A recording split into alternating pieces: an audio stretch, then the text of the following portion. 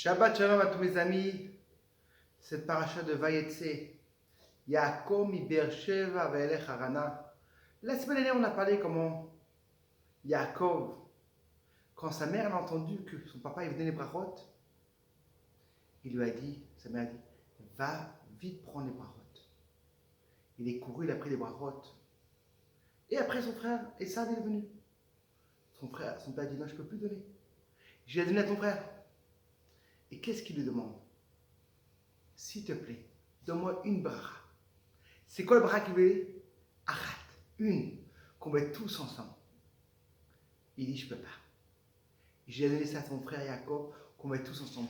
Quand on enlève toutes les méchitzot entre nous et les Israël, on est tous ensemble.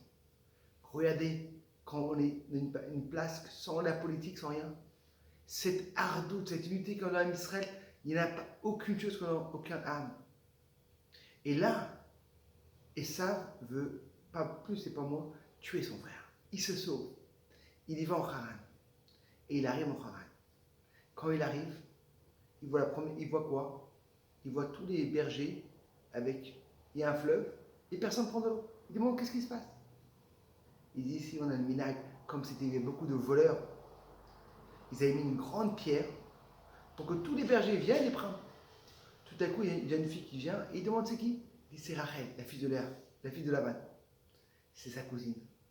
Et dès qu'il a vu ça, il dit je me marie avec elle. Il arrive à Laban. Laban, c'est le frère de son père. La Torah te dit que Rachel, elle était Ishiafat Torah, était belle, et Léa, elle avait les yeux qui comme elle pleurait. Et Naïm raconte. Et le sage demande comment on peut parler comme ça sur les tzedeket?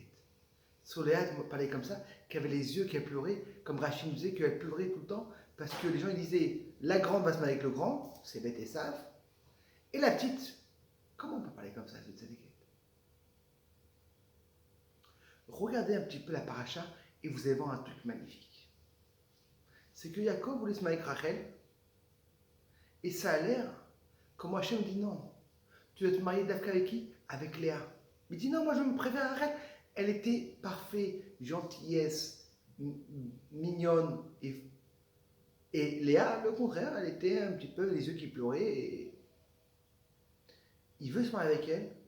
Et la Torah nous raconte comment Lavan, le soir, quand il a travaillé pendant 7 ans pour elle, il a changé. À la place de Rachel, c'est avec Léa. Première fois qu'on voit qu'Hachem lui fait tout vient d'Hachem. Après ça, quand il va dire se marier avec elle, pendant quelques années, il n'a pas eu d'enfant. On sait que l'amour entre une femme et un homme, elle baisse à cause qu'il n'y a pas d'enfants. C'est-à-dire qu'il y a eu moins de... Après ça, qu'est-ce qui se passe?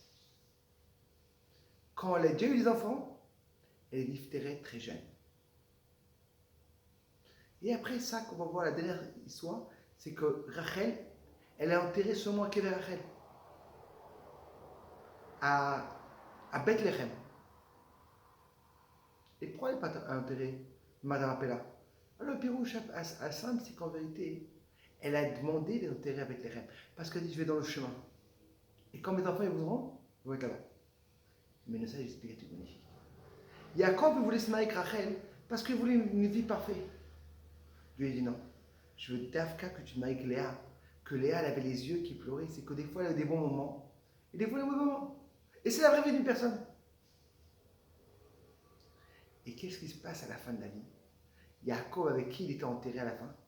Quand vous avez m'attrapé là? D'Afka avec Léa. Yaakov et Léa. On voit Sarah et Abraham. Rivka et Yitzhak.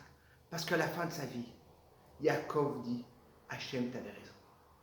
C'est vrai que Rachel a été parfait plus, mais la vraie vie, c'est d'Afka avec Léa. Une personne qui, des fois, elle pleure, des fois, elle est contente.